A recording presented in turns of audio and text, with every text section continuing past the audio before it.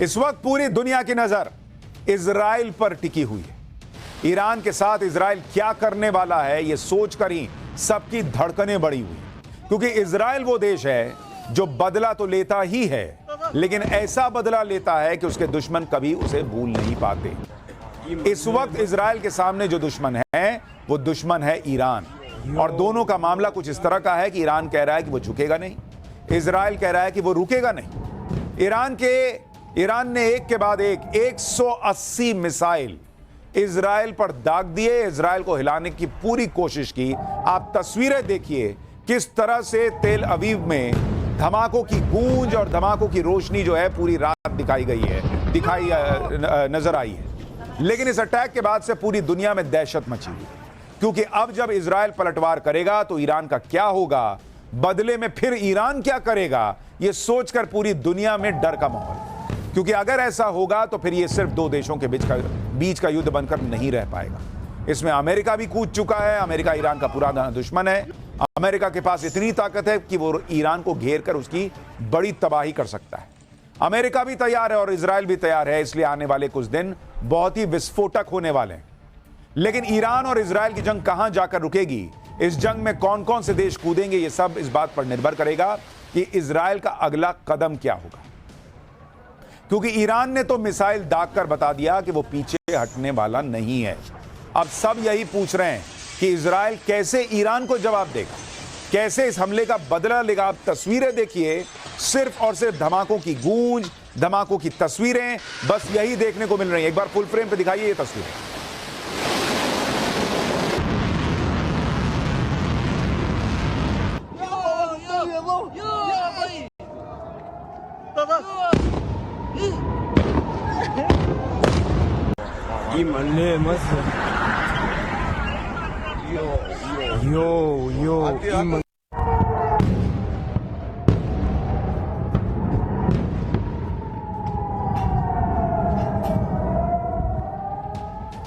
दोनों तरफ आग लगी हुई है। जिस तरह से बयानबाजी इजराइल और ईरान के बीच चल रही है, उससे तो यह लग रहा है कि जैसे ये दोनों देश एक दूसरे को खत्म करके ही मानेंगे।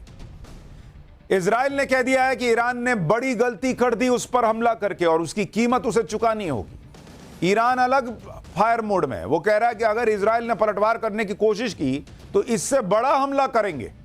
यानी इजराइल कह रहा है कि वो ईरान को मिट्टी में मिला देगा, दुनिया के नक्शे से मिटा देगा। इजराइल की सेना ने कहा है कि वक्त हमारा होगा, बारूद भी हमारा होगा। जो गाजा में हुआ वही हाल ईरान का होगा। एकदम फिल्मी हिसाब चल रहा है कि वक्त हमारा होगा, बारूद हमारा होगा, इस टाइप से डायलॉग चल रहे हैं। उधर ईरान की आर्मी ने कहा है कि अगर इजराइल ने हिमाकत की तो वो इजराइल के इंफ्रास्ट्रक्चर को तबाह कर देंगे और ईरान का अगला हमला बहुत भीषण होने वाला है। इजराइल के वित्त मंत्री ने भी ईरान को धमकी देते हुए कहा है कि ईरान को अपने किए पर पछताना पड़ेगा। वो गाजा, हिजबुल्लाह और लेबनान की तरह तड़पेगा। उधर संयुक्त राष्ट्र में ईरान के डिप्लोमेट ने इजराइल को धमकी दी, कहा कि इजराइल ने बदला लिया तो अंजाम बहुत बुरा होगा। ईरान अब पीछे नहीं हटने वाला। यानी दोनों तरफ से सिर्फ रॉकेट नहीं दागे जा रहे, बल्कि जबानी रॉकेट भी चल रहे हैं, और मामला बहुत सीरियस होता चला जा रहा है। इजराइल ने अगर ईरान से बदला लेने वाला हमला किया तो ईरान भी अपनी अगली प्लानिंग करके बैठा है। ईरान ने आज कह दिया कि उसके टारगेट पर इजराइल के 11 लोग हैं। ये 11 लोग कौन हैं और क्या इजराइल इस धमकी से डर जाएगा? पहले आप ये देखिए, फिर आपको बताएंगे कि इजराइल ने कौन सा टारगेट फिक्स कर लिया है जिससे ईरान में हड़कंप मच गया है।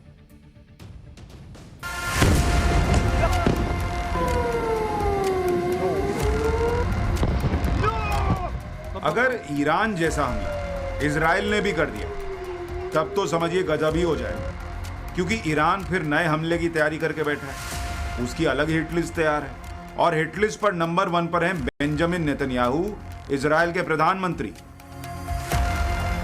नेतन्याहू तो इस वक्त ईरान के लिए सबसे बड़े दुश्मन की तरह, क्योंकि नेतन्याहू ने ईरान के दोनों हाथ काटने वाला गजब काम कर दिया। एक हाथ हमास का था, दूसरा हिजबुल्लाह का। ईरान तब से तड़प रहा है कि वो नेतन्याहू से बदला लेगा।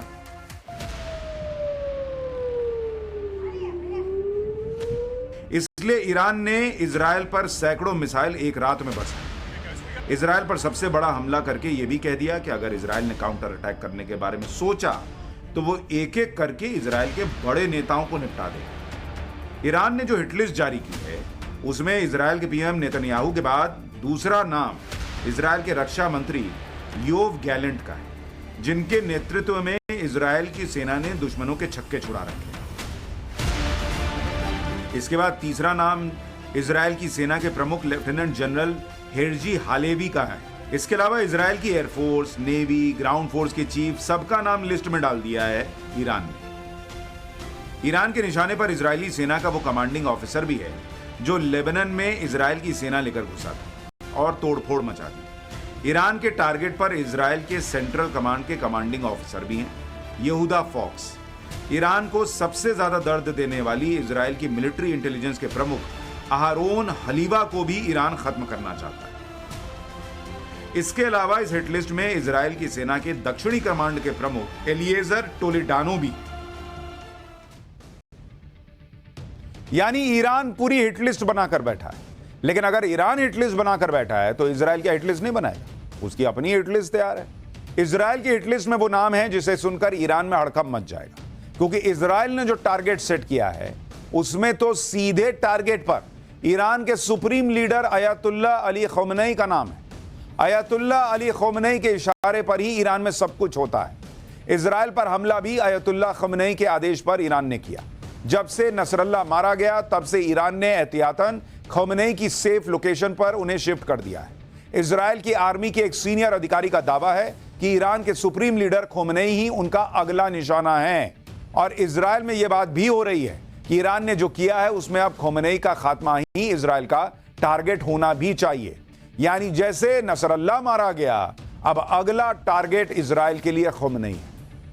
इजराइल में अगर यह बात हो रही है कि खमेनी को ही इजराइल उड़ा दे, तो यह बात होनी ही थी, क्योंकि ईरान ने जिस तरह से इजराइल पर हमला किया उसे इजराइल जैसा देश तो कभी सहन नहीं करेगा। ईरान ने किस तरह से इजराइल पर कल रात धड़ाधड़ मिसाइलें गिराई हैं, वो आप देख लीजिए कि इजराइल में उस वक्त कैसा हड़कंप मचा था। कल रात इजराइल में क्या हुआ है, उसके बाद आपको बताऊंगा कि इस हमले का असर जमीन पर क्या दिखा है। पहले कल रात की दास्तान देखिए।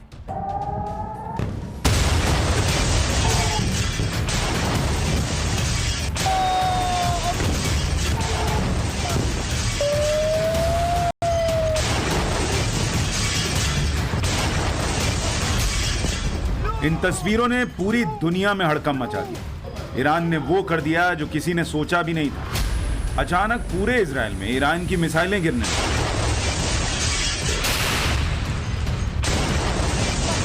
इतनी मिसाइलें ईरान ने दाग दी बॉस कि पूरा इजराइल धुआं धुआं हो गया। इस हमले को देखकर दुनिया दहल गई। सभी सोच रहे हैं कि अब इजराइल का क्या होगा। आसमान से जैसे मिसाइलों की बारिश हो रही थी। एक दो नहीं, 10-20 नहीं, जब 180 से ज्यादा मिसाइल चल जाएंगी तो कोई भी देखकर कांप जाएगा। लेकिन यह जंग का ऐलान था जो ईरान ने इजराइल के खिलाफ किया। आधी रात को पूरे इजराइल में हड़कंप मचा हुआ था।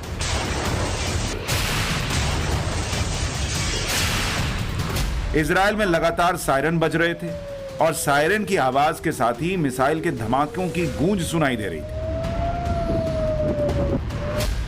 अच्छा, एक तस्वीर और देखिए कैसे ईरान की मिसाइलें इजराइल पर गिर रही थी।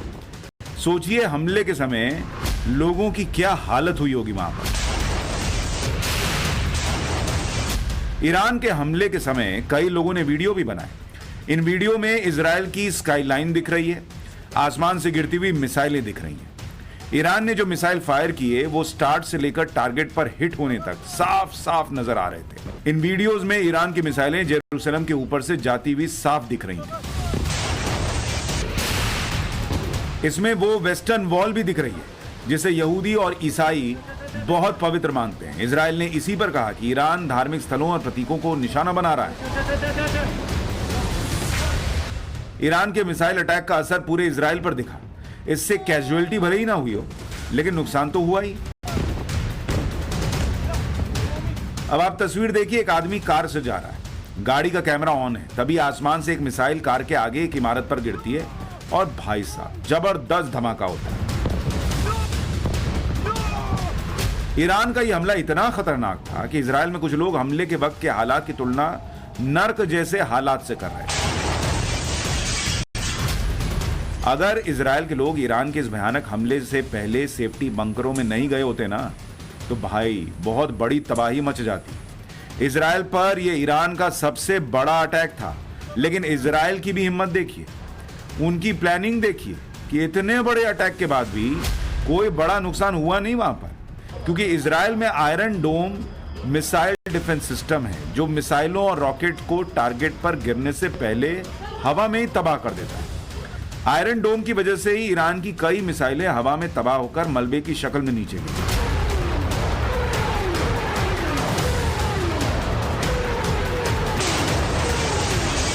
लेकिन जब 180 से ज्यादा मिसाइलें चली हों और इसमें भी भयंकर भयंकर मिसाइलें, तो कितना बचाइएगा, कुछ ना कुछ तो नुकसान होगा ही। मिसाइल गिरने से कई जगहों पर बड़े बड़े गड्ढे बन गए। इससे अंदाजा लगा सकते हैं आप कि मिसाइलें कितनी पावरफुल रही होंगी। ये तस्वीरें देखिए जो इजराइल के अलग अलग इलाकों की हैं। लोग मिसाइल के टुकड़े को उठाकर ले जा रहे हैं और नुकसान का आकलन भी कर रहे हैं।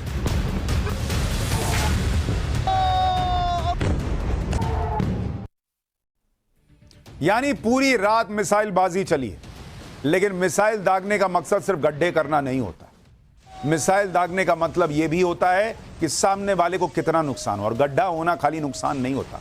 इसलिए ईरान का मजाक भी बन रहा है। इजराइल पर ईरान ने जितनी मिसाइलें गिराई, उनकी काउंटिंग हुई तो पता चला कि ईरान ने 180 से ज्यादा मिसाइलें इजराइल पर दागी थी। यह मिसाइल अटैक दिखने में तो दिवाली के पटाखे जैसा लग रहा है, लेकिन मिसाइल गिरी तो जगह जगह गड्ढे बन गए। ईरान की एक मिसाइल तो इजराइल की खुफिया एजेंसी मोसाद के हेडक्वार्टर के बाहर कुछ दूरी पर जाकर गिरी, जिससे बड़ा गड्ढा हो गया। जिस वक्त ईरान ने इजराइल पर मिसाइल अटैक किया, उस वक्त इजराइल के हालात क्या थे वो भी आप देखिए। ईरान के हमले से इजराइल में चारों तरफ सायरन बजने लगे। लोग फौरन शेल्टर रूम की तरफ भागने लगे। इजराइल में जगह जगह पर शेल्टर रूम बने हुए हैं। ये एक तरह के बंकर होते हैं। जब भी खतरा होता है तो लोगों को मैसेज जाता है कि बहुत शेल्टर रूम में घुसो, उधर से आ रहा रॉकेट आ रहा है। तो ईरान के मिसाइल अटैक के समय भी ऐसा ही हुआ। लोग फौरन शेल्टर रूम में चले गए।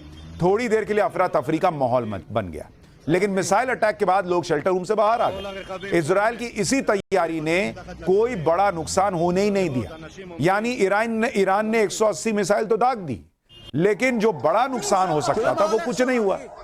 लोग कह रहे हैं डिलीवर का नुकसान नहीं हुआ, ये गड्ढा बनाने के लिए मिसाइल दागे थे क्या? ईरान ने इजराइल पर जो हमला किया था, हालांकि वो कोई छोटा मोटा हमला था नहीं देखने में, ये इजराइल पर ईरान का अब तक का सबसे बड़ा अटैक था। ईरान के पास जितनी भी एक से बढ़कर एक पावरफुल मिसाइल थी, भाई ने सब निकाली और सब ठोक दी कि देखो वो वाला भी निकालो, वो वाला भी निकालो, मारो इजराइल। लेकिन इसमें कई मिसाइलें ऐसी भी थी जिनका इस्तेमाल ईरान ने पहली बार किया था। हम आपको ईरान की इन मिसाइलों के बारे में भी बताते हैं कि कितनी ताबड़तोड़ तैयारी से ये हमले हुए, फिर बताऊंगा कि नुकसान कितना हुआ है इजराइल को। ये जो मिसाइलें ईरान ने दागी, उसमें एक मिसाइल थी फतह मिसाइल। फतह मिसाइल का इस्तेमाल ईरान ने पहली बार किया, जो हाइपरसोनिक मिसाइल है। फतह मिसाइल आवाज की स्पीड से 5 गुना तेज स्पीड से चलती है और इसकी रेंज 1400 किलोमीटर है। फतह मिसाइल हवा में अपना रूट बदल सकती है और इसलिए इसे इंटरसेप्ट करना मुश्किल होता है। फतह मिसाइल से इजराइल के एरो डिफेंस सिस्टम पर हमला किया गया। दूसरी मिसाइल है गदर। इसने गदर मचाया कि नहीं आगे बताऊंगा, लेकिन Ghadr missile medium range ballistic missile है और इसकी रेंज 1350 किलोमीटर है। गदर मिसाइल से इजराइल के आयरन डोम को निशाना बनाया गया। तीसरी मिसाइल थी इमाद। यह भी मीडियम रेंज की बैलिस्टिक मिसाइल है और गदर मिसाइल का अपग्रेडेड वर्जन है। इमाद मिसाइल की रेंज 1700 किलोमीटर है। इमाद मिसाइल से भी आयरन डोम को टारगेट किया गया। इजराइल पर मिसाइल अटैक को ईरान ने ऑपरेशन ट्रू प्रॉमिस 2 नाम दिया और इसे पूरा करने के लिए खतरनाक मिसाइलों का इस्तेमाल हुआ। ईरान ने भर भर के मिसाइलें इजराइल पर चला दी, लेकिन इजराइल का बाल भी बाका नहीं हो पाया। ईरान का दावा है कि उसकी 90% मिसाइल सटीक निशाने पर लगी। इजराइल का डिफेंस सिस्टम आयरन डोम कुछ उखाड़ नहीं पाया। इजराइल की सबसे सिक्योर हवाई पट्टी को तहस नहस कर दिया गया और एयर बेस पर खड़े F-35 लड़ाकू विमान तबाह कर दिए। लेकिन इजराइल का अलग ही दावा है। इजराइल का कहना है कि ईरान की ज्यादातर मिसाइलों को नष्ट कर दिया गया था। इजराइल के आसमान में चमकती रोशनी दिख रही थी, जिसका मतलब यह है कि इजराइल के एयर डिफेंस ने मिसाइलों को रोक दिया। यानी इजराइल कह रहा है कि भैया तुम दागे हो, लेकिन हम भागे हैं, ऐसा भी नहीं है, और हमने तुमको वहीं पे खत्म कर दिया तुम्हारी मिसाइल को, और वहां पे कोई असर नहीं हुआ। ईरान के अटैक में सिर्फ एक व्यक्ति की मौत हुई है कहा जा रहा है, और वो मौत भी जिसकी हुई वो व्यक्ति फिलिस्तीन का था, ईरान, वो इजराइल का था भी नहीं। ये व्यक्ति देखिए, यानी ईरान ने एक तरह से अपने ही आदमी को मार गिराया। इजराइल के विदेश मंत्रालय ने एक वीडियो जारी किया जिसमें एक व्यक्ति पर मिसाइल का मलबा गिरता हुआ दिख रहा है। इसी मलबे में दबकर उस व्यक्ति की तुरंत मौत हो गई। जिसकी मौत हुई उसके बारे में बाद में पता चला कि वो तो फिलिस्तीन का था। तो इजराइल मजाक बना रहा है कि 180 रॉकेट दाग दिए, एक आदमी मरा है, वो भी फिलिस्तीन वाला मरा है, इजराइल का तो कोई मरा ही नहीं। इसी वजह से ईरान के अटैक का सोशल मीडिया पर भी बड़ा मजाक बन रहा है। लोग हिजबुल्लाह के चीफ कमांडर रहे नसरुल्लाह का रोते हुए वीडियो पोस्ट कर रहे हैं, लिख रहे हैं कि ईरान के हमलों को देखकर नसरुल्लाह भी ऊपर से रो रहा होगा कि उसकी मौत का बदला ईरान ने लिया भी तो ऐसा लिया कि 3000 करोड़ रुपए से ज्यादा के मिसाइल फूंक दिए और उसमें से सिर्फ एक आदमी मरा, वो भी दुश्मन नहीं, फिलिस्तीनी निकला। इसी तरह से कुछ लोग सोशल मीडिया पर यह तस्वीर भी शेयर कर रहे हैं। इसमें इजराइल के प्रधानमंत्री नेतन्याहू ईरान के सुप्रीम लीडर खमनेई के शरीर की नाप ले रहे हैं और बगल में एक कॉफिन रखा हुआ दिख रहा है, एक ताबूत रखा हुआ दिख रहा है। मतलब लोग लिख रहे हैं कि भैया नाप तुम्हारा ले लिया है, ताबूत तैयार है, अब तुमको उसमें डालेंगे और तुमको भी नसरुल्लाह के पास भेजेंगे। ईरान ने इजराइल पर सबसे बड़ा हमला किया, लेकिन हमले में सिर्फ एक आदमी की मौत हुई। अब लोग ईरान के हमले का मजाक उड़ा रहे हैं। ये कैसा हमला था? इजराइल के लोग भी जमकर फिरकी ले रहे हैं। यह तस्वीर इजराइल के तेल अवीव शहर के एक कॉफी शॉप की है। यहां मौजूद शख्स ने यह तस्वीर शेयर की और लिखा कि जब ईरान हमला कर रहा था तो इजराइल के लोग कॉफी शॉप में बैठकर कॉफी का आनंद ले रहे थे। किसी को कोई फर्क नहीं पड़ा, ढेले भर का भी। ईरान की कुछ मिसाइलें फिलिस्तीन और जॉर्डन में भी गिरी थी। ईरान दावा कर रहा है कि उसकी मिसाइलें एकदम सटीक निशाने पर गिरी, जबकि हकीकत में कुछ मिसाइलें जॉर्डन और फिलिस्तीन में गिर गई। आपको जॉर्डन में गिरी मिसाइल की तस्वीरें दिखा रहा हूं। मिसाइल गिरने के बाद वहां लोग जमा हो गए। एक आदमी ने तो मिसाइल के मलबे से ही सिगरेट जला ली कि इसकी आग कुछ तो काम आए। तो सोचिए ईरान कितना सच बता रहा है। अब उसकी छीछा लेदर हो रही है तो कह रहा है कि हम जहां मारे वहीं एकदम मार दिए, सही जगह मार दिए। अरे सही जगह मारे तो खाली गड्ढा गड्ढा क्यों दिख रहा है? इजराइल में कोई बड़ा नुकसान क्यों नहीं हुआ? मोसाद का हेडक्वार्टर क्यों नहीं बर्बाद हुआ? ये सही जगह मारे हो तो कैसे लेबनान और जॉर्डन में जाके गिर रहा है? ईरान के हमलों से ना तो इजराइल को बहुत नुकसान हुआ, ना ही इजराइल के लोगों का जज्बा कम हुआ। ईरान की मिसाइलें इजराइल पर गिर रही थी, लोग शेल्टर में बॉम्ब शेल्टर जो बना हुआ उसमें सुरक्षित थे और एक जोड़ा तो शादी की रस्में निभा रहा था। ईरान वहां रॉकेट दाग रहा है, यहां शादी चल रही है। भाई ये इजराइल के लोगों का जज्बा और हौसला, कैसा भी माहौल हो, इजराइल के लोग जिंदा दिली दिखाते हैं। अच्छा, हमारे यहां शादी में क्या होता है, वो दिवाली वाला पटाखा बचा के रखते हैं और वो फोड़ते हैं। इन लोगों ने कहा कि हम क्यों पटाखा फोड़े, ईरान फोड़ ही रहा है, उसको फोड़ने दो, हम अपनी शादी करेंगे, उधर दिवाली वाला पटाखा उधर ऊपर फूटता रहेगा। बॉस ये है इजराइल। आप देखिए क्या इनका जज्बा है। डरते किसी से नहीं, टेंशन ढेले भर की नहीं लेते, लोड किसी बात का नहीं लेते। हमास को ठोक दिया, नसरुल्लाह को ठोक दिया और ईरान जो है उसको सुलगा के रखा हुआ है कि तुम उधर बम फोड़ो, हम इधर शादी कर रहे हैं। ईरान का इजराइल पर हमला टाइम टाइम फिस हो गया। अब दुनिया देखेगी इजराइल कैसे बदला लेगा। अभी तो इधर से जाएगा ना, आने वाली रातें ईरान के लिए कयामत की रातें होंगी। फिर इकोसिस्टम छाती पीटेगा कि अरे ईरान में देखिए इजराइल ने क्या कर दिया। जब इजराइल पे हो रहा था तब इन लोगों को नहीं दिखता है। इजराइल ने कह दिया कि वो बदला तो जरूर लेगा और ऐसा बदला लेगा जो फिर उस पूरे इलाके का नक्शा बदल देगा। ईरान के साथ इजराइल क्या करने वाला है, इस पर पूरी दुनिया की नजर है। इजराइल किस तरह से ईरान से बदला लेगा वो भी आपको बताता हूं। एक संभावना यह है कि इजराइल ईरान पर एक साथ मेगा साइबर अटैक कर सकता है। हम आपको पहले ही बता चुके हैं कि पिछले 4 साल में इजराइल ईरान के साथ ऐसा कर चुका है। इजराइल अपने साइबर अटैक में ईरान के port, airport, bank, nuclear plant, factories, petrol pump सबको बर्बाद करके छोड़ चुका है। अब इजराइल एक बार फिर से ईरान के इन सभी इंफ्रास्ट्रक्चर पर एक साथ अटैक करके पूरे ईरान के सिस्टम को ठप कर सकता है।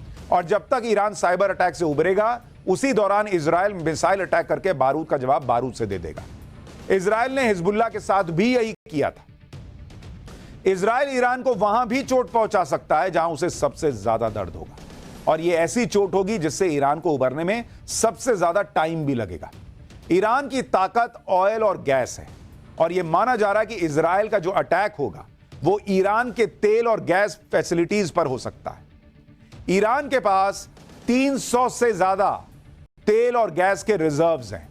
मिडिल ईस्ट में कुल तेल रिजर्व का 24% ईरान के पास है। ईरान के कुल एक्सपोर्ट का 80% हिस्सा तेल से ही आता है। ईरान की इकोनॉमी का 50 से 60% हिस्सा तेल की कमाई पर निर्भर है। अगर इजराइल ने ईरान के तेल और गैस भंडार को तबाह कर दिया तो ईरान का भी तेल निकल जाएगा, वो घुटनों पर आ जाएगा, उसे वापस खड़ा होने में बहुत वक्त लग जाएगा। ईरान को इसी बात का डर सता रहा है कि इजराइल बदला तो लेगा और पलटवार करेगा। तो जैसे वो सड़क पे कई बार लड़ाई में नहीं होता है कि मारोगे बहुत मार देंगे, मारोगे बहुत मार देंगे, और उसके बाद 6 चमाट खा के वो आदमी वापस आता है, वही ईरान का हाल है। इधर उधर पहले मिसाइल दागा, अब धमका रहा है कि अभी और ठोक देंगे, ज्यादा मत करना, क्योंकि वो डरा हुआ है कि अभी इजराइल मारेगा। इसलिए आप ईरान का हाल देखिए कि वहां पर पब्लिक पैनिक मोड में है भाई। लोग अपनी अपनी गाड़ियों में पेट्रोल टंकी फुल करवा रहे हैं। पेट्रोल पंप के बाहर गाड़ियों की कतार लग गई है। लोग ज्यादा से ज्यादा जरूरी सामान पहले से ही जमा कर ले रहे हैं, क्योंकि सबको पता है कि इजराइल ठोकने पे आएगा तो फिर रुकेगा नहीं और सुनेगा नहीं। ईरान का सबसे बड़ा डर कुछ और ही है। वो इस बात का डर तो है कि उसके तेल और गैस रिजर्व इजराइल के टारगेट पर होंगे, लेकिन सबसे बड़ी चिंता उसे अपने न्यूक्लियर बेस को लेकर होगी, क्योंकि ईरान का परमाणु कार्यक्रम आज से नहीं, बहुत पहले से दुनिया भर की नजर में। ईरान के ऊपर यह आरोप भी लगते रहे हैं कि वो परमाणु प्लांट में बिजली बनाने के बहाने चोरी छिपे परमाणु बम बना रहा है। लंबे समय से अमेरिका और इजराइल की इस पर नजर भी है। इजराइल किसी भी हाल में यह नहीं चाहता कि ईरान कोई भी न्यूक्लियर बॉम्ब बना पाए। इसलिए हो सकता है कि इजराइल ईरान की न्यूक्लियर फैसिलिटी को टारगेट कर एक तीर से 2 निशाने साध ले। लेकिन एक्सपर्ट्स का यह भी मानना है कि इजराइल न्यूक्लियर फैसिलिटी पर मिसाइल अटैक करने का रिस्क नहीं लेगा, क्योंकि अगर थोड़ी भी चूक होती है तो यह अटैक बहुत बड़ा हो सकता है और उससे परमाणु विस्फोट होने की संभावना बड़ी हो जाएगी। एक बार यह गलती हो गई तो फिर दुनिया इसे परमाणु युद्ध की तरह देखेगी और इजराइल और अमेरिका पर यह दांव उल्टा पड़ सकता है। एक बात यह भी है कि न्यूक्लियर एनर्जी से ईरान केवल 1% बिजली बनाता है, तो फिर उसे बर्बाद करने से उसे कुछ हासिल नहीं होगा। एक्सपर्ट्स का मानना है कि इजराइल का मूव बहुत टैक्टिकल होगा। इजराइल चाहता है कि वो ईरान के पूरे एयर डिफेंस सिस्टम को ही बर्बाद कर दे, जिससे ईरान इजराइल पर कोई मिसाइल ही ना दाग पाए और ना ही इजराइल के छोड़े हुए मिसाइल पर अटैक करके उसे गिरा पाए। इसके अलावा ईरान के मिलिट्री बेस को भी इजराइल निशाना बना सकता है। ईरान के कई मिलिट्री बेस तो अंडरग्राउंड है। यह आपको अंडरग्राउंड मिलिट्री बेस की तस्वीरें दिखा रहा हूं, आप देखिए। अमूमन आपने देखा होगा फाइटर जेट जो होते हैं वो जमीन के ऊपर होते हैं, इतने बड़े होते हैं। आप देखिए कि इजराइल ने कैसे मिलिट्री बेस बनाए हैं कि पूरा फाइटर जेट जमीन के अंदर है। आप देखिए ना बॉस, आप इजराइल की प्लानिंग देखिए कि वहां हिजबुल्लाह को मार गिराना है तो पेजर बम फोड़ने के लिए 2 साल की प्लानिंग कर रहा था। यहां एयरबेस जो है वो जमीन के अंदर बना दिया, लो ठोको बाहर गिराओगे। ये है इजराइल बॉस। ईरान ने जब इजराइल पर हमला किया तो इजराइल ने तुरंत कोई काउंटर अटैक नहीं किया, वो इंतजार कर रहा है। और ये इंतजार किस बात का है वो आपको आगे बताऊंगा। लेकिन जहां तक मैसेजिंग की बात है तो इजराइल ने मैसेज तो दे दिया कि ईरान के चेलों के खिलाफ जिस मिशन पर वो निकला है वो पूरा करके ही लौटेगा। यह मिशन ईरान के मिसाइल अटैक से रुकने वाला नहीं है, क्योंकि आज ही इजराइल ने लेबनान में हिजबुल्लाह के अड्डों को फिर तबाह किया। वहां पर इजराइल की एयर स्ट्राइक हुई और इजराइल का ग्राउंड ऑपरेशन साउथ लेबनान में चल रहा है। इजराइल इस इरादे के साथ लेबनान में घुसा है कि उसे हिजबुल्लाह के हर अड्डे को खत्म कर देना है। वहां हिजबुल्लाह ने सुरंगों का जाल बिछा रखा है जिससे वो इजराइल पर रॉकेट चलाता है। अब इजराइल के सैनिक हिजबुल्लाह के इस आतंकी इंफ्रास्ट्रक्चर को एक एक करके तबाह कर रहे हैं। आप देखिए, वो एक एक जगह पहुंच रहे हैं, ये जो सुरंगें बनी हैं इसमें घुस रहे हैं और जो अंदर मिल रहा है सब तबाह कर दे रहे हैं। तो इजराइल का फोकस क्लियर है कि ईरान ने बम मार दिया तो ऐसा नहीं कि वहां हिजबुल्लाह को छोड़ दिया उधर दौड़ गए। पहले इधर खत्म करेंगे फिर आते हैं, रुको उधर भी आएंगे। यानी इजराइल रुकेगा नहीं, ये तो क्लियर है। ईरान के अटैक का भी बदला लेगा, ये भी क्लियर है, लेकिन ईरान से बदला कब लेगा, क्यों 24 घंटे से इंतजार कर रहा है, इसके बारे में आपको बताता हूं। क्योंकि ईरान ये ना सोचे कि इजराइल हाथ पर हाथ धरक कर बैठ जाएगा, कुछ करेगा नहीं। ईरान भले ही अपने मिसाइल अटैक का जश्न मना ले, भले ही वहां पर लोग सड़कों पर उतरकर इजराइल पर हुए हमले को सेलिब्रेट कर रहे हैं, लेकिन ये धूम धड़ाका इजराइल एक बार में निकाल देगा। इन लोगों को लग रहा है ना कि उनकी सेना ने इजराइल को तबाह कर दिया है, लेकिन इन लोगों को यह मालूम नहीं है कि इजराइल का अगला अटैक कितना भयानक होने वाला है। ये लोग तो अभी जश्न में डूबे हैं। इस हमले के बाद ईरान के सुप्रीम लीडर अयतुल्ला अली खमनेई ने एक पोस्ट भी किया। इसमें यह लिखा है कि खुदा की तरफ से जीत मिलने वाली है और ईरान जीत के करीब है। इस पोस्ट के नीचे एक तस्वीर भी लगाई गई है जिसमें ईरान के पास मिसाइलों का विशाल भंडार दिखाया गया है जो एक के बाद एक हमले के लिए तैयार है। इस पोस्ट के बाद लोग सोशल मीडिया पर पूछ रहे हैं कि जब ईरान को अपनी जीत का इतना भरोसा है तो ईरान के सुप्रीम लीडर इस तरह छुप कर क्यों बैठे हो भाई? आओ बाहर निकलो, करो हमला। छुप के बैठे हो और जो खुले में ठोक रहा है उसको डराने का प्रयास कर रहे हो। बॉस ईरान कितना भी जश्न मनाए लेकिन वो कब तक खैर मनाएगा? इजराइल ने तुरंत कोई हमला इसलिए नहीं किया क्योंकि अमेरिका भी इस मामले में कूद गया। अमेरिका तो सालों से मौका देख रहा है कब ईरान का काम तमाम किया जाए। ईरान को कई सालों से अमेरिका ने हर तरफ से घेर रखा है। अमेरिका को अब एक और मौका मिल गया है और यह मौका खुद ईरान ने इजराइल पर हमला करके अमेरिका को दिया। इसलिए यह कहा जा रहा है कि ईरान ने इजराइल पर अटैक करके बहुत बड़ी गलती कर दी। अमेरिका धमकी भी दे रहा है कि अगर ईरान ने और हमले किए तो बॉस बहुत गंभीर नतीजे होंगे। अमेरिका की इस बात से इजराइल डबल जोश में आ गया। वो और भी भयंकर हमला करने की तैयारी कर रहा होगा क्योंकि अमेरिका का पूरा बैकअप है। ईरान कुछ कर भी नहीं पाएगा क्योंकि अमेरिका ने चारों तरफ से ईरान को घेर रखा है। आपको नक्शे के जरिए दिखाता हूं कि कैसे ईरान घिरा हुआ है। इस नक्शे पर अगर आप देखेंगे चारों तरफ से ईरान कैसे घिरा है। ईरान के बगल में इराक में अमेरिका के 5000 सैनिक तैनात हैं। ईरान के पश्चिम में कुवैत में अमेरिका की 13000 सैनिक तैनात हैं। बहरीन में 7000 अमेरिकी सैनिक हैं। कतर में 10,000 अमेरिकी सैनिक हैं। सऊदी अरब में 3,000 अमेरिकी सैनिक हैं। दक्षिण की तरफ यूएई में 5,000 अमेरिकी सैनिक हैं। ईरान के पूर्वी हिस्से की तरफ अफगानिस्तान में 14,000 सैनिक मौजूद हैं। यानी ईरान चारों तरफ से घिरा हुआ है। इसी तरह इजराइल के बगल में जॉर्डन में 3,000 सैनिक तैनात हैं। इन सब के अलावा टर्की और सीरिया में 3,000 अमेरिकी सैनिक जो है वो मौजूद हैं। इन सैनिकों के पास ऐसे ऐसे खतरनाक हथियार हैं कि वो किसी भी समय ईरान पर हमला करके उसे तबाह कर सकते हैं। आपको यूएस नेवी के वो घातक हथियार भी दिखा देता हूं जिसने समुद्र के रास्ते ईरान को घेर रखा है। इसमें कई वॉरशिप और सबमरीन्स हैं जिनमें एक से बढ़कर एक खतरनाक मिसाइल लॉन्च करके ईरान को धुआं धुआं करने की ताकत है। ईरान पहले से ही इजराइल के हवाई हमलों से परेशान है लेकिन अब समंदर के रास्ते भी उसकी तबाही का पूरा इंतजाम कर लिया गया है। ईरान के नीचे की तरफ अगर आप देखेंगे पर्शियन गल्फ के समुद्री इलाके में कुवैत से लेकर यूएई तक यूएस नेवी के 4 तरह के वॉरशिप तैनात हैं। इन वॉरशिप पर फाइटर जेट्स और एंटी मिसाइल सिस्टम भी लगे हुए हैं। इसी तरह पर्शियन गल्फ के नजदीक गल्फ ऑफ ओमान के समुद्री इलाके में यूएस नेवी का रूजवेल्ट सीएसजी वॉरशिप तैनात है। यहां से एक बटन दबाया नहीं कि ईरान पर न्यूक्लियर मिसाइल से हमला हो सकता है। इसके अलावा अरेबियन सी में अमेरिका के बिग हॉर्न और शेपर्ड जैसे खतरनाक वॉरशिप तैनात हैं। इनकी रेंज में तो पूरा का पूरा ईरान आता है।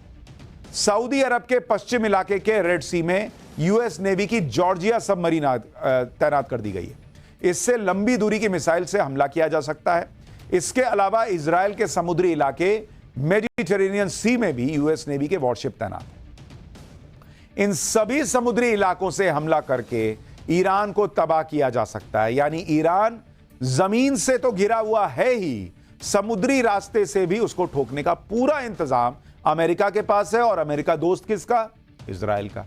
अमेरिका दुश्मन किसका? ईरान का।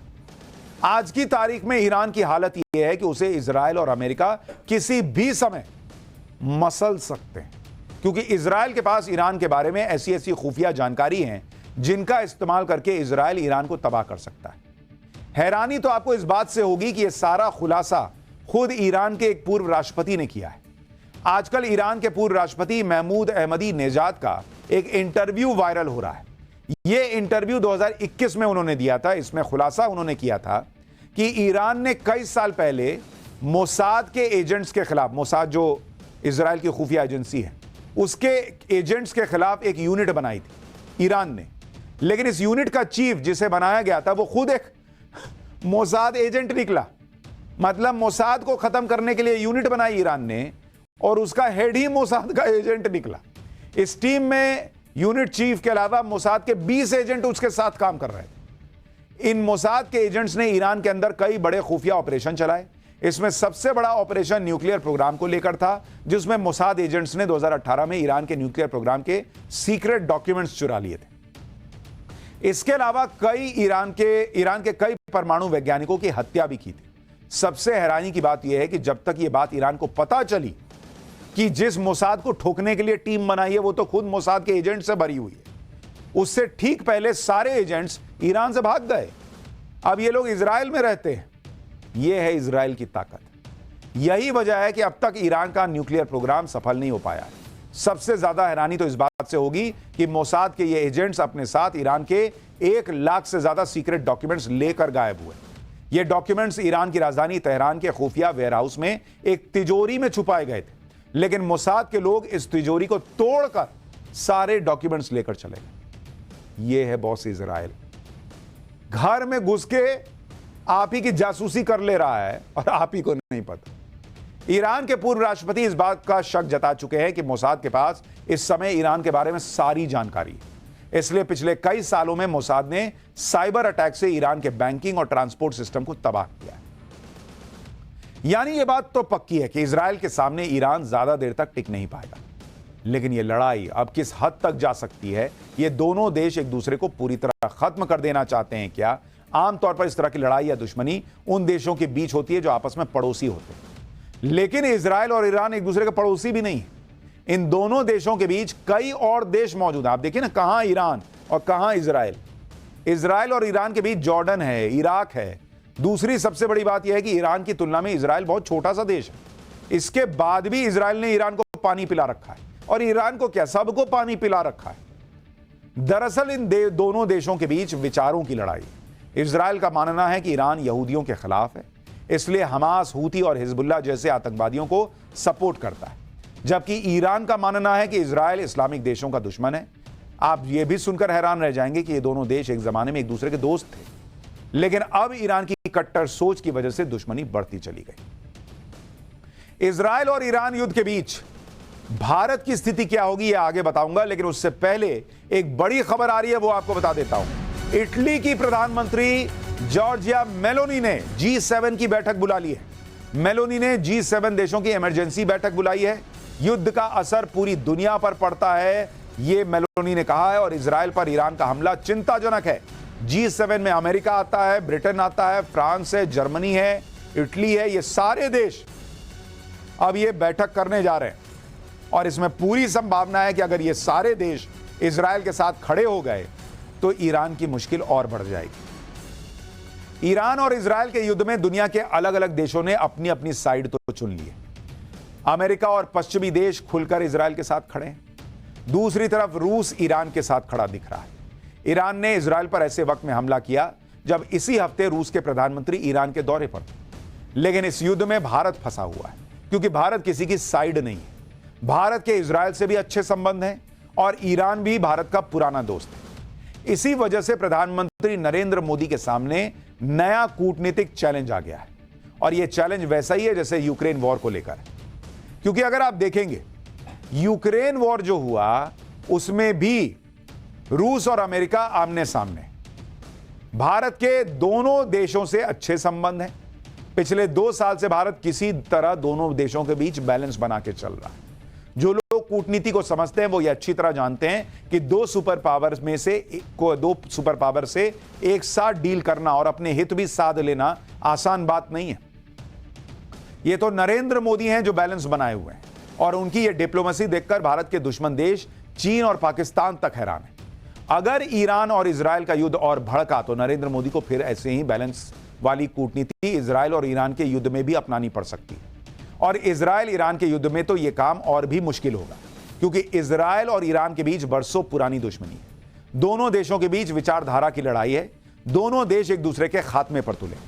ईरान तो इजराइल के अस्तित्व को ही नहीं मानता, और उधर इजराइल को रोकना या समझाना आसान नहीं है। वो कई बार अमेरिका की नहीं सुनता। यानी एक नया संकट इस वक्त नरेंद्र मोदी के सामने आकर खड़ा हो गया, क्योंकि वैसे बाकी देश तो वैसे ही बर्बाद चल रहे हैं, धीरे धीरे चल रहे हैं। भारत की अर्थव्यवस्था रॉकेट बनी हुई है। अब दुनिया में यही तमाशा चलेगा तो नरेंद्र मोदी कितना भारत को बचा के चलेंगे भाई। नरेंद्र मोदी इस बात को समझते हैं कि इजराइल और ईरान के बीच बैलेंस कूटनीति आसान नहीं है, इसलिए वो पहले ही एक्टिव हो गए। ईरान के इजराइल पर हमले से 24 घंटे पहले ही नरेंद्र मोदी ने इजराइल के पीएम नेतन्याहू को फोन किया था और पश्चिमी एशिया में शांति की बात पर जोर दिया था। आज भी प्रधानमंत्री मोदी ने इजराइल के प्रधानमंत्री को यहूदी नववर्ष की शुभकामनाएं दी हैं, लेकिन प्रधानमंत्री मोदी ने युद्ध को लेकर कुछ नहीं कहा। ईरान और इजराइल के बीच युद्ध में भारत ने बैलेंस अप्रोच बनाई हुई है। वो दोनों पक्षों के बीच बातचीत और डिप्लोमेसी पर जोर दे रहा है। भारत को पहले ही अंदाजा हो चुका था कि अगर इस युद्ध में ईरान कूद जाएगा तो इसकी चपेट में पूरी दुनिया आ जाएगी। नरेंद्र मोदी इस बात को समझते हैं कि यह युद्ध का दौर नहीं है। दुनिया की हालत ऑलरेडी खराब है, वो एक और युद्ध नहीं झेल पाएगा भाई। और जैसा नरेंद्र मोदी को डर था वैसा ही हो रहा है। ईरान के इस युद्ध में कूदते ही युद्ध और भड़क गया है। अब भारत के सामने दिक्कत यह है कि उसे ईरान की भी जरूरत है और इजराइल की भी जरूरत है। क्यों जरूरत है भाई? भारत को ऑयल सप्लाई करने वाले टॉप देशों में ईरान है। अमेरिका की नाराजगी को नजरअंदाज करते हुए भारत ईरान के साथ चाबहार बंदरगाह को लेकर समझौता ऑलरेडी कर चुका है। दूसरी तरफ इजराइल है जो भारत को हथियार और टेक्नोलॉजी ट्रांसफर करने वाले टॉप देशों में शामिल है। हाल के सालों में इजराइल और भारत की दोस्ती काफी मजबूत हुई है। यानी भारत के लिए ईरान की भी जरूरत है और इजराइल की भी। इसलिए उसके लिए बैलेंस बनाना और जरूरी हो जाता है। अगर इजराइल और ईरान भिड़ भी गए तो उससे भारत का क्या नुकसान होगा वो भी समझिए। भाई पहली दिक्कत तो यह है कि इजराइल और ईरान दोनों देशों में हजारों भारतीय रहते हैं। भारत को पहले तो उनकी भी फिक्र है। पश्चिमी एशिया के देशों में बड़े पैमाने पर भारतीय रहते हैं। अगर युद्ध भड़का तो भारतीयों पर भी संकट आ सकता है। युद्ध की स्थिति में भारत के सामने सबसे बड़ी चुनौती खाड़ी देशों में रह रहे भारतीयों को बाहर निकालने और फिर वापस देश में बसाने की होगी, जो आसान काम नहीं होगा।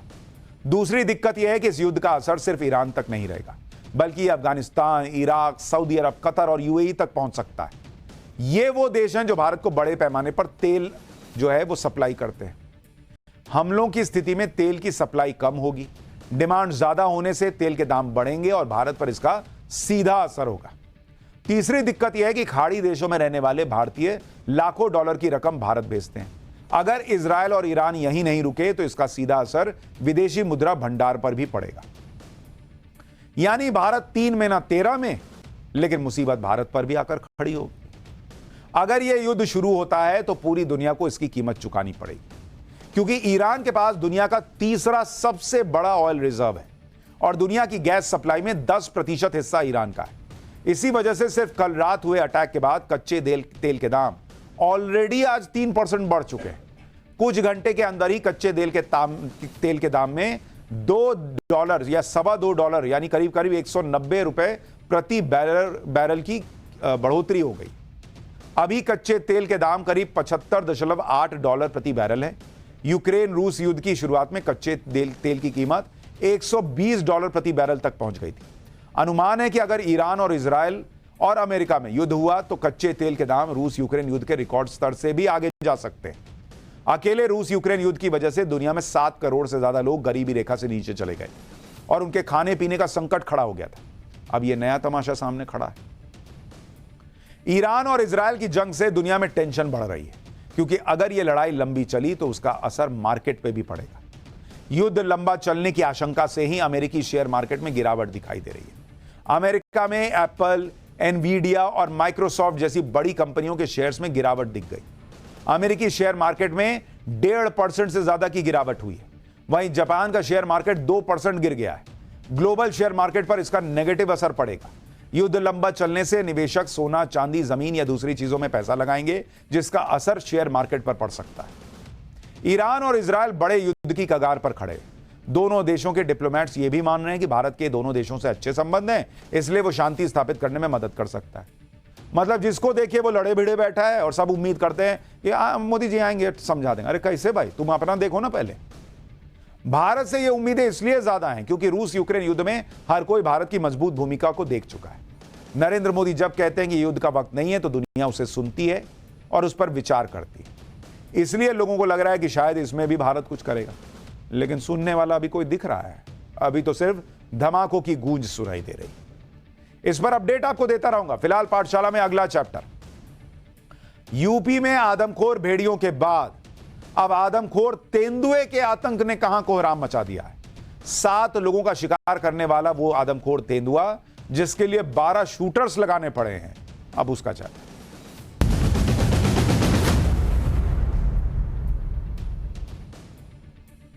करीब 3 महीनों से यूपी में आदमखोर भेड़ियों ने आतंक मचा रखा था। हमने आपको खबर दिखाई थी। यूपी में आदमखोर भेड़ियों का आतंक तो अभी पूरी तरह खत्म नहीं हुआ, वो लंगड़ा भेड़िया अभी बचा हुआ है। लेकिन इस बीच राजस्थान में आदमखोर तेंदुए के आतंक ने पैर फैला दिए। राजस्थान के उदयपुर के कई गांव आदमखोर तेंदुए के हमलों से लगातार हो रहे हमलों की वजह से डरे और सहमे नजर आ रहे हैं। घर से बाहर निकलने में लोगों को डर लगने लगा है।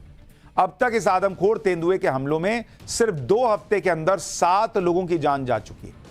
राजस्थान में आदमखोर तेंदुए ने ऐसा आतंक मचाया है कि आदमखोर तेंदुए को पकड़ने के लिए सेना उतारनी पड़ी है। राजस्थान सरकार को आदमखोर तेंदुए के खात्मे के लिए शूट एट साइट का ऑर्डर जारी करना पड़ा है।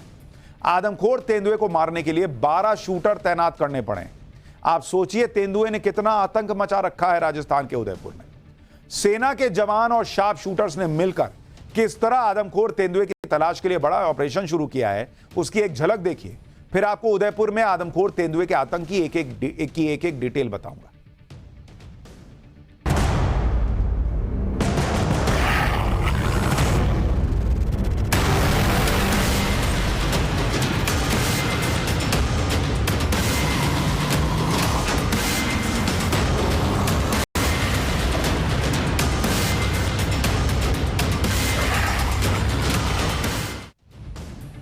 पिछले 2 हफ्तों में उदयपुर के अलग अलग गांवों में आदमखोर तेंदुए के हमले में 7 लोगों की जान जा चुकी है।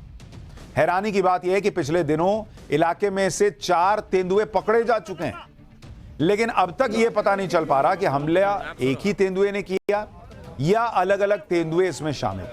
तो ये जो 4 तेंदुए पकड़े गए उसमें से एक को आप देख रहे हैं। हालांकि आशंका जताई जा रही है कि लोगों को शिकार बनाने वाला आदमखोर तेंदुआ अब भी पकड़ से बाहर है। आदमखोर तेंदुए के जानलेवा अटैक की लिस्ट भी देख लीजिए। 30 सितंबर को तेंदुए ने उदयपुर के गोंगुदा इलाके में मंदिर के पुजारी को शिकार बना लिया। तेंदुआ पुजारी के एक हाथ, गर्दन और छाती के हिस्से को खा गया। पुजारी का शव मंदिर से 150 मीटर दूर जंगल में पड़ा हुआ मिला। इससे पहले 28 सितंबर को रात 9:15 बजे गुड़ा गांव की 55 साल की महिला को तेंदुए ने शिकार बनाया। महिला का शव घर से 300 मीटर दूर पहाड़ी पर मिला। 26 सितंबर को दोपहर 3 बजे झाड़ोल इलाके में 50 साल के शख्स को तेंदुए ने मार दिया। 25 सितंबर को शाम 7 बजे मजावद ग्राम पंचायत के एक गांव में 5 साल की बच्ची को तेंदुए ने मार डाला। 20 सितंबर को शाम 4:30 बजे उमरिया गांव में खेत में काम कर रही महिला को तेंदुए ने शिकार बनाया। महिला का शव खेत के बगल में मौजूद जंगल में पड़ा मिला। इसी दिन सुबह एक महिला तेंदुए के हमले से बाल बाल बची थी। इससे पहले 19 सितंबर को शाम 6:30 बजे भेवड़िया गांव में एक शख्स की तेंदुए के हमले में मौत हो गई। इसी दिन सुबह के वक्त तेंदुए ने एक महिला को शिकार बनाया था। यानी तेंदुए के हमले में लगातार इंसानों की जान जा रही है। इसलिए अब राजस्थान सरकार भी मान चुकी है कि यह तेंदुआ आदमखोर हो चुका है। आप देखिए ना भाई, वो अंदर लेटा हुआ तो है, लेकिन जैसे ही मौका मिलता है कैसे पिंजड़े पर अटैक करता है। ये देखिए, एक बार फुल फ्रेम दिखाइए कैसे अटैक कर रहा है। लग दे जा ना, लग जैसा बैरा जानी दे जा। ये लोग है हंसाव निकल ले, उसमें बांधो, मैं ये लोग है हंसाव निकल ले, उसमें बांधो, मैं तेरे बांधो। आदमखोर तेंदुए के आतंक को खत्म करने के लिए उसे देखते ही गोली मारने के आदेश जारी कर दिए गए। उदयपुर के डीएफओ को सुनिए। मुख्य वन्यजीव प्रतिपालक द्वारा जो है ये आदेश जारी किया गया है। मतलब इस आदेश में जो मैन ईटर्स को शूट करने की जो परमिशन है, वन्यजीव अधिनियम 1972 की जो सेक्शन 11(1) के तहत तो वो आदेश जारी किया गया है। क्योंकि लगातार जो घटनाएं हो रही है, ये मतलब 7-8 घटनाएं जो लगातार हुई है, इसके संदर्भ में निकाला गया। आदमखोर तेंदुए के खात्मे के लिए शूट एट साइट का ऑर्डर पहुंचते ही शार्प शूटर एक्शन में आ गए। आदमखोर तेंदुए की तलाश में उसके हमले वाले इलाकों के आसपास बड़ा सर्च ऑपरेशन चलाया जा रहा है। 12 शार्प शूटर्स की टीम 24 घंटे बंदूक लेकर आदमखोर तेंदुए की तलाश में जुटी हुई है। वहीं दूसरी तरफ सेना की एक स्पेशल टीम भी आदमखोर तेंदुए के खात्मे के लिए उदयपुर में कैंप कर रही है। इस टीम में सेना के 8 जवान शामिल हैं। कैप्टन की अगुवाई में यह टीम नाइट विजन दूरबीन और मॉडर्न ड्रोन कैमरों की मदद से आदमखोर तेंदुए की मूवमेंट को ट्रेस कर रही है। आप देखिए, पूरी टीम बैठी हुई है और ड्रोन से देख रहे हैं कि कहीं तेंदुआ दिख जाए। इसके अलावा वन विभाग लगी हुई है, पुलिस और गांव वालों की 20 अलग अलग टीमें भी आदमखोर तेंदुए की तलाश कर रही। लेकिन तमाम इंतजाम के बाद भी जैसे यूपी में वो लंगड़ा भेड़िया नहीं पकड़ में आ रहा था, वैसे ही उदयपुर में यह आदमखोर तेंदुआ चकमा देकर शिकार कर ले रहा है। जबकि उसे पकड़ने के लिए जगह जगह पिंजड़े लगाए गए, चारे के तौर पर बकरी को भी पिंजड़े में रखा गया है। ग्राउंड जीरो से आदमखोर तेंदुए को पकड़ने के लिए चल रहे ऑपरेशन पर हमारे सहयोगी की एक रिपोर्ट देखिए। यहाँ आप देख सकते हैं ये नाइट विजन कैमरे हैं, रात में भी क्लियर पिक्चर इसके अंदर कैप्चर होगी जब पैंथर मूवमेंट करता हुआ अगर यहाँ से निकलता है। ये इस पिंजरे के ठीक पास में ये कैमरा लगाया गया है जिसको टेक्निकल टीम अभी सेट कर रही है। थोड़ी देर बाद हम लोग भी यहाँ से मूव कर जाएंगे, उसके बाद इंतजार रहेगा इन कैमराज को उस पैंथर का, उसकी पिक्चर कैद करने का। एक कैमरा यहाँ है तो दूसरा कैमरा दूसरी तरफ लगाया गया है, वो भी मैं आपको दिखाने की कोशिश करता हूँ। ये देखिए यहाँ इस तरफ से अगर आप देखेंगे तो समझेंगे कि वो वहाँ जो पिंजरा है वो लगा हुआ है और उसके ठीक सामने ये कैमरा लगा दिया गया है। ये देखिए ये कैमरा यहाँ पर लगाया गया है, इसका विजन ठीक पिंजरे की तरफ है ताकि अगर पैंथर की एंट्री होती है तो उसे यहाँ से कैप्चर कर सके। सामने अगर यहाँ से पैंथर गुजरता है, इसमें सामने एक बकरा भी रखा गया है और अगर पैंथर इसमें गुजर के अंदर पहुँचता है तो आप ये देखिएगा ये जो पिंजरा है इसमें ये सिस्टम लगा हुआ है। जैसे ही वो अंदर एंटर करेगा, एंटर करने के ठीक बाद वो सामने वाला पोर्शन दब जाएगा और ये सट से नीचे हो जाएगा और उसके बाद वो अंदर कैद हो जाएगा। आप देखेंगे बकरा भी जाली लगा करके अंदर बांधा गया है ताकि उसकी खुशबू से या उसकी आवाज़ को सुन करके पैंथर इसके अंदर घुसे और घुसने के बाद उसको कैद किया जा सके। तेंदुए के लगातार होते हमलों को देखते हुए इलाके के लोगों को जागरूक भी किया जा रहा है। तेंदुए के हमले से बचने के लिए एडवाइजरी भी जारी की गई है। लोगों को सलाह दी गई है कि घर से निकलते वक्त अलर्ट रहिए, संभव हो तो लाठी डंडा लेकर ग्रुप में निकलिए, क्योंकि अब तक तेंदुए के हमले में जितने भी लोगों की मौत हुई वो हमले के वक्त अकेले थे। तेंदुए के हमलों से प्रभावित इलाकों में एक वैन चलाने का फैसला लिया गया है जो गांव-गांव जाकर लोगों से अपील करेगी कि अकेले जंगली इलाके में चारा लेने और जानवरों को चराने मत जाइए। लोगों को यह भी सलाह दी जा रही है कि हमले की घटना के बाद उस जगह पर इकट्ठा ना हो, क्योंकि तेंदुआ फिर लौटकर आता है और हमला करता है। आदमखोर तेंदुए का आतंक कितना बढ़ गया है इसका अंदाजा आप तस्वीरों से लगा सकते हैं। पिछले दिनों तेंदुए ने जब एक महिला का शिकार किया तो उस महिला के घर से कुछ दूरी पर पड़े शव उठाने में 8 घंटे लग गए, क्योंकि तेंदुआ लौट के फिर हमला करता है। तो तेंदुआ चूंकि फिर से हमला कर सकता है, इस डर से महिला के घर के आसपास 200 मीटर के एरिया में लोगों के आने जाने पर बैन लगाना पड़ा। यही नहीं, महिला के घर के आसपास 2 पिंजड़े लगाए गए और घर के पास 2 शूटर तैनात किए गए, तब जाके महिला का शव उठाया जा सका। आप सोचिए, लोग भेड़िए के आतंक को मान रहे थे, तेंदुए का आतंक देखिए, क्योंकि तेंदुआ तो लौट के फिर आता है अटैक करने, भेड़िया तो भाग जाता है। एक तरफ लोगों को जागरूक भी किया जा रहा है तो दूसरी तरफ आदमखोर तेंदुए को पकड़ने और भविष्य में इस तरह के हमलों को रोकने के लिए लॉन्ग टर्म एक्शन प्लान भी तैयार किया गया है। यह लॉन्ग टर्म एक्शन प्लान क्या है भाई? जंगलों में हिरण और सांबर समेत दूसरे जानवर छोड़े जाएंगे ताकि तेंदुए को आसानी से शिकार मिले और वो भूख मिटाने के लिए रिहायशी इलाकों की तरफ ना आए। हाईटेक ड्रोन कैमरों की मदद से जंगलों में मौजूद तेंदुओं के मूवमेंट पर नजर रखी जाएगी। अब तक जितने तेंदुए पकड़े गए हैं उन्हें रेडियो कॉलर लगाकर जंगल में छोड़ दिया जाएगा ताकि उनकी मूवमेंट पर भी नजर बनी रहे। इंसानों को खतरे से बचाने के लिए ड्रोन की कैपेसिटी बढ़ाने और जंगल में नजर बनाए रखने के लिए रोबोटिक रेंजर सिस्टम डेवलप करने का भी प्लान तैयार किया गया है। राजस्थान में हर गुजरते साल के साथ तेंदुए के हमले क्यों बढ़ रहे हैं, इसकी वजह भी समझना जरूरी है। ऐसा नहीं कि पहली बार हो रहा है। दरअसल बाघ और तेंदुए जैसे जंगली जानवरों के संरक्षण के लिए राज्य और केंद्र सरकार की तमाम योजनाएं चल रही हैं, जिसकी वजह से भारत में इनकी संख्या लगातार बढ़ रही है। अगर राजस्थान की ही बात करूं, जहां यह हमले हो रहे हैं, तो सरकारी आंकड़ों के मुताबिक साल 2017 में राजस्थान में सिर्फ 507 तेंदुए थे। 2019 में इनकी संख्या बढ़कर 635 हो गई और 2022 में इन तेंदुओं की संख्या बढ़ते बढ़ते 818 तक पहुंच गई। साल 2024 की बात करूं तो अब तक के लिए यह आंकड़ा राजस्थान में तेंदुओं की संख्या 925 पर पहुंचने का इशारा कर रहा है। यानी लगातार तेंदुओं की संख्या बढ़ रही है और फिर तेंदुए खाने की तलाश में जंगल से भटककर जो आसपास रिहायशी इलाका हो रहा है वहां पहुंच रहे हैं, क्योंकि जंगल में उनके शिकार की कमी होने लगी। ऐसे में अगर एक बार तेंदुए के मुंह में इंसानी खून लग गया तो फिर वो आदमखोर हो जाता है। तेंदुए के इंसानों पर हमले की एक और वजह यह भी है कि इंसानों की आबादी भी धीरे धीरे जंगल की तरफ बढ़ने लगी। जंगलों और उसके आसपास लोगों ने खेती करना शुरू कर दिया। उदयपुर में भी जिन इलाकों में आदमखोर तेंदुए के हमले हो रहे हैं वो भी बिल्कुल जंगल से सटे हुए हैं। तो ऐसा नहीं है कि सिर्फ तेंदुओं की संख्या बढ़ गई, इंसान भी धीरे धीरे, चूंकि आबादी बढ़ रही है तो खेती करने के लिए, घर बनाने के लिए जंगलों की तरफ चलता चला जा रहा है। तो उनके लिए भी, तेंदुओं के लिए भी आसान हो रहा है इंसानों की तरफ बढ़ना, वहां तक पहुंचना, और इसीलिए उदयपुर में तेंदुओं का आतंक देखने को मिल रहा है।